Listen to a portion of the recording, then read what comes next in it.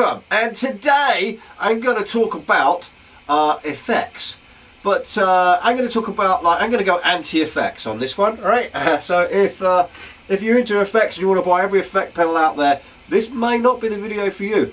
Or there again, it may be the video for you, because there are some guitar... No, let's not do that, that's not fair. So, okay, so I had a comment on my YouTube channel, which is funny because I watch everybody else's YouTube channel. They say, oh, yeah, I got this email. I don't get emails, I just get comments, so I don't know how that works. Anyway, so I got this comment from a real person on YouTube, and they said, oh, tell us, about effects and stuff. All right, well, that's kind of pretty much an open-ended question, but my answer is pretty damn simple. Unfortunately, there are a lot of YouTube channels out there which are banging on and promoting, because obviously they're selling stuff, about pedals. I mean, there must be 100,000 different distortion pedals out there. I'm not sure why there are so many. I mean, and there are delays, and there are phases and flanges and wah-wahs and pedals that make funny noises and pedals that sound like people talking, and tubes that you stick in your mouth, which are awesome, by the way. I tried one the other day, and there's loads of stuff, right? There's loads of stuff. The problem is I always found that when you kind of go to a live gig, you don't actually hear a lot of these different pedals. Yeah, I mean, yeah, okay. For example, yeah, we know for a fact that Pink Floyd, Dave Gilmour uses lots of pedals, and he's a sonic genius.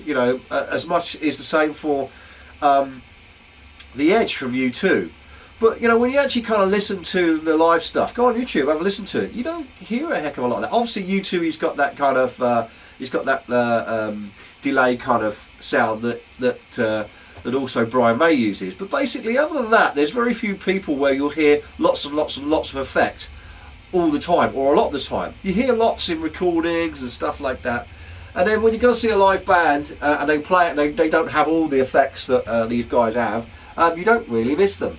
So the other thing as well is that going back to some guitarists, and usually it's kind of like the younger bands and stuff like that, that obviously they're doing everything they can to try and sound like this guy, or try and sound like that song, and get that right. I've still got a cold, by the way. Anyway, so and they're trying to do that. So so they've got all these effects going on, and it's just sounding like a mush. And obviously, most of my videos is about the live guitar player, rather than the bedroom guitar player or the recording guitar player. Reason being is I don't know a heck of a lot about recording. I know a little bit, but not a lot. And I don't know much about being a new guitar player. But I know about being an old guitar player. Anyway, so my effects board, I suppose, there's been a bit of a battle, because last kind of 4 years I've kind of regrown my effects. I used to be very minimal. I mean, the minimalist guy out there probably would be Angus Young, AC/DC, guitar, radio mic, radio connection, wireless from his guitar to his amp or amps. That's it. That's all he uses. He doesn't use anything else. I mean, much like many guitarists that would surprise people. I think Ace Frehley being one of them, who just plugs into his amp. That's all he does.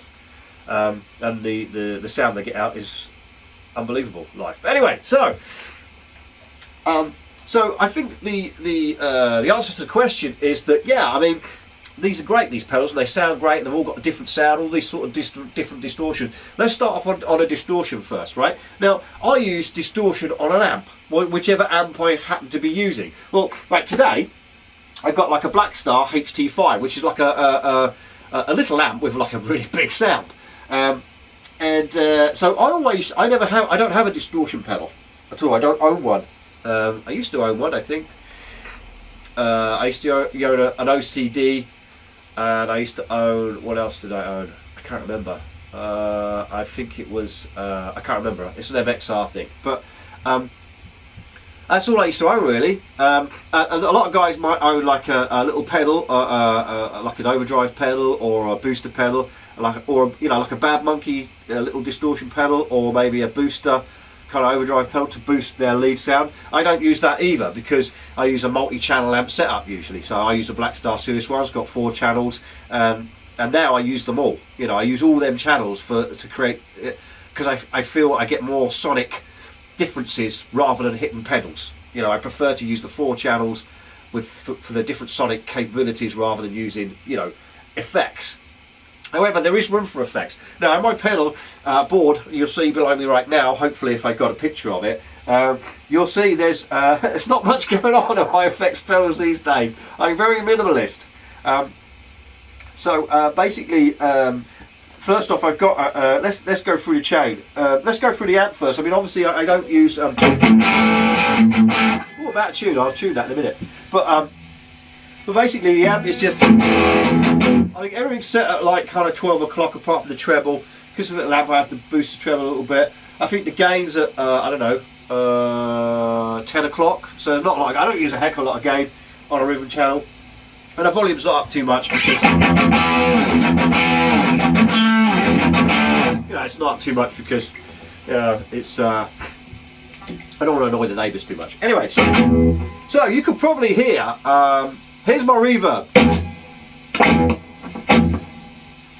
You might be able to hear that, but I use very little reverb.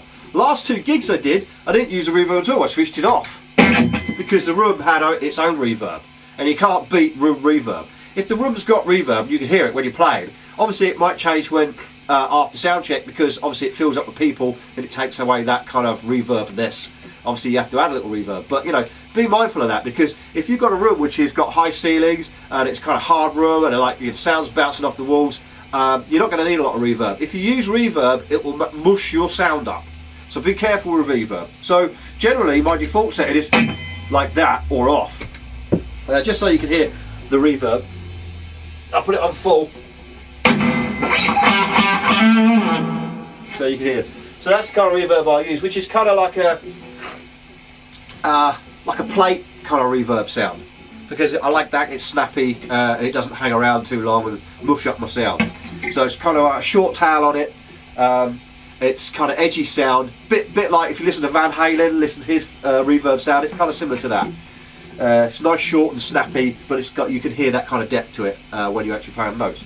So let's start from the front. I mean, obviously I've got a tuner, and as you no doubt hear with pedals, which is a right bugbear with a lot of pedals, is that because when you click on them, they make a clicking noise. And there's lots of people say lots of different things about static and stuff like that. Lots of pedals do it. I think they are making pedals that now are quietly switched. But some of the cheaper pedals, which I'm probably using, well, is it cheaper? I don't know. There are high-end, you know, pedals that basically sound exactly the same, but the switch, you can hear the switch. Take it from me, in a live situation, that is nothing. You won't hear it. The crowd won't hear it. You won't hear it. Nobody will notice it. Nobody. So don't worry about that. So the next thing in line I got is a phaser.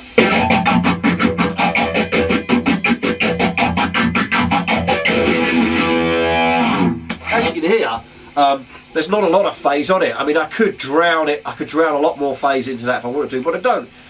You know, it can be used in excess. It's a subtle effect. It's just something to just kind of, like, you know, just give that kind of like that little bit of effect on it, just enough. I mean, for example, like you.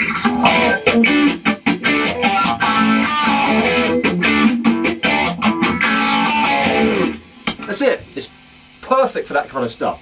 So obviously, if you want to do the Van Halen thing, you might want to use a bit more phaser. But obviously, if your guitar's on its own out there, you're doing a Van Halen thing, yeah, you can use lots of effects because then you haven't got the rest of the band to compete with. But that's cool. That's a phaser. Now that phaser, in my effects, runs straight into the front of the amp. Let's talk about what goes through the effects loop of the amp.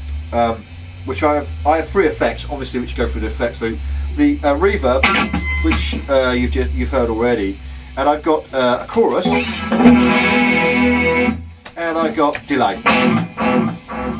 A lot of people use chorus on clean and delay on clean at the same time, perhaps. I don't know.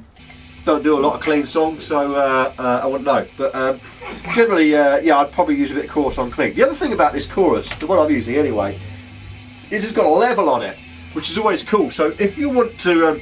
You can use your chords. You've got certain parts in songs which you want to kind of like emphasise a little bit, maybe a certain chord or a certain picking.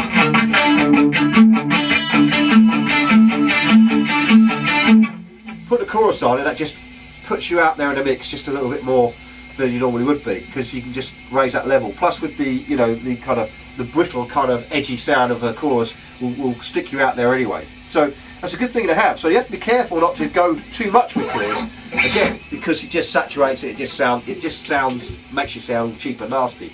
The other thing you can do, let's talk about delay.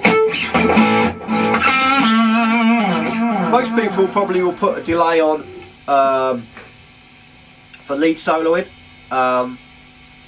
I use it when I'm doing kind of like more kind of like backed off, relaxed, spacey guitar solos. For like an AC/DC solo, you wouldn't use it, yeah, you'd kind of use it for. You'd use it for like, you know, some spacey stuff like that. The other thing is you might want to use the chorus and the delay together. That's quite a good thing to do.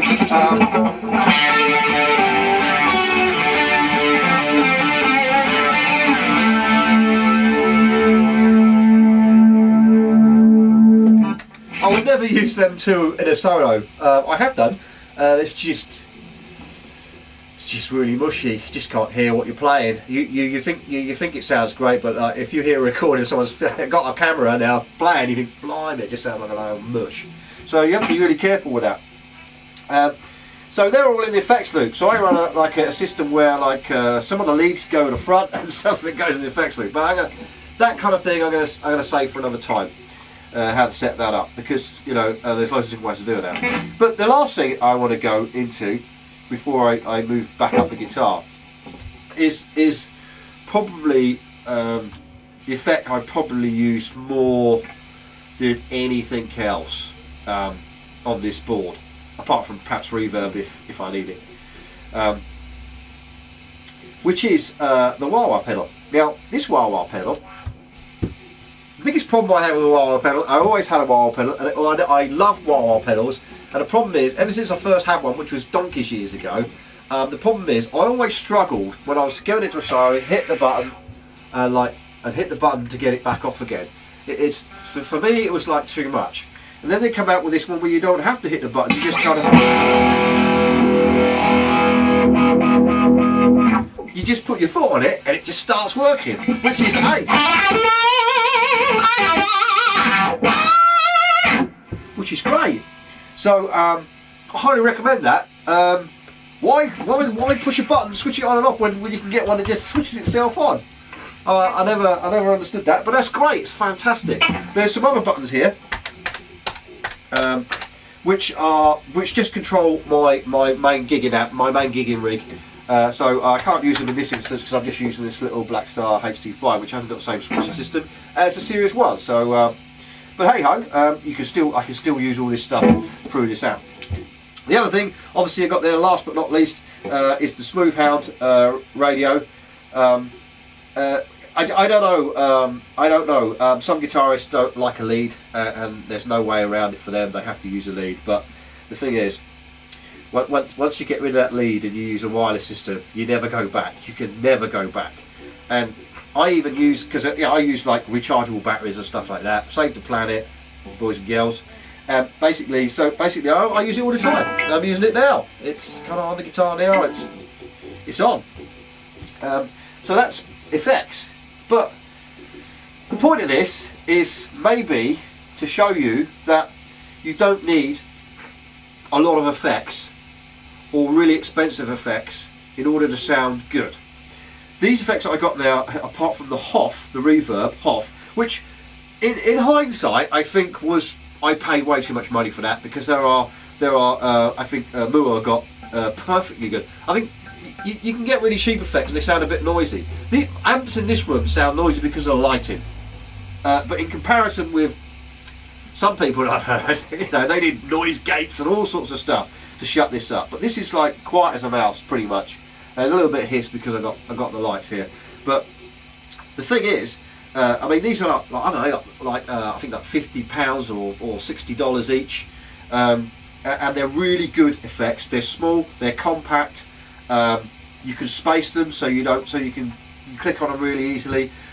The Hoff great reverb. You can change everything with your mobile phone, you know, with an app and stuff, which is great. I like it because of its simplicity. I like them all because of their simplicity. You just got these knobs, just quick knobs, set and forget, just leave them. And I think there are cheaper ones on the marketplace, but unfortunately sometimes the cheaper ones, although they sound, by the time you end up playing live, you won't hear the difference in quality, because in a live situation anyway. But what you might hear is the difference in, you know, the noise that they might make without them even being switched on. So yeah, there is kind of like a bit of a balancing act with effects. But you know, if someone says to me, "Oh yeah, what you want is this delay pedal," I go, "Well, okay, it sounds great. It sounds really nice, you know." And like, it's got like 101 knobs on it, and it's got all this stuff on it. And I go, "How much is it?" "Oh yeah, it's only £210." Nah, I think unless you're working in a studio, you're wasting your time. 50 quid or $60 on a unit, it's more than you need to spend. The other thing as well is if you're using modern amps, my opinion, and there are many opinions, right, is that my opinion is it's always best if you can get away with using the amp's distortion, if it's got it, or if it's got multiple channels, you know, like the Black Stars have, or some of the Marshalls have, and stuff like that. You know, I can only tell you what I know, but I always found that with a normal distortion, I mean, I've even got HD dual distortion, which is great, but I still think the amp's distortion sounds better. In my case, I'll always go with that. So you'll never find a distortion pedal on my board ever, or even an overdrive or a bad monkey or any kind of boost, because I just use the amps with multiple channels to do that. So anyway, so that's hopefully answered your question. It's a long-winded answer, but you know, I implore you don't. If you want to go and buy pedals, you know, and they cost lots of money because the sound quality is really, really great. I mean, there's nothing wrong with that, don't get me wrong. What I'm saying to you now is that if you're in a live environment, you're playing in a gigging band, and your budget is low, don't worry about spending lots and lots of money on effects. Keep your effects minimal. I mean, minimum, right? Minimum, you need, minimum, what do you need minimum? You don't need anything minimum, really. You don't need anything.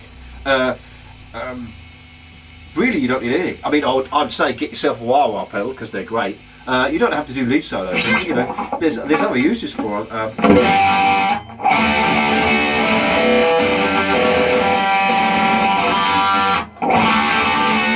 You can get all sorts of different sounds out of them.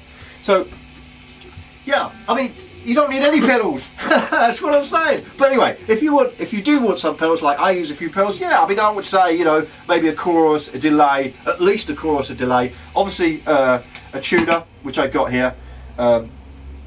Great thing about tuners is, as you just heard, it shuts everything up. So if you want to play, it's great. You just step on it, it shuts everything up, and everything's quiet. So, you know, it's a great thing to have. So as you can see on my board now, I've got 1, 2, 3, 4, 5, 6 effects. One which is a reverb, because my other amp doesn't have one. So technically, the actual only effects is 4 really, if you count the wah-wah, the delay, the chorus, and the phaser. That's it. Simple, nearly simple. And the other thing with that is you're not gonna like saturate your sound. You're gonna come across nice and clean sounding. You're gonna come across as, you know, people. You might be the best guitarist in the world, but if you're playing especially if you're like playing fast stuff and you've got lots of effects on it, people aren't going to hear what you're playing. They're just going to hear just blah blah blah blah blah, and it's just like, well, they just say, well, I don't understand what you're doing. If you kind of like back off on the effects and you know, and think about your sound, perhaps back down the distortion a little bit, you'll find that some serious tones start coming through for you as a guitar player. Anyway, just a quick thank you to our Defect for sending me this t-shirt, which I think is politically correct, says me. Anyway, don't forget to comment, subscribe, and I'll catch you later.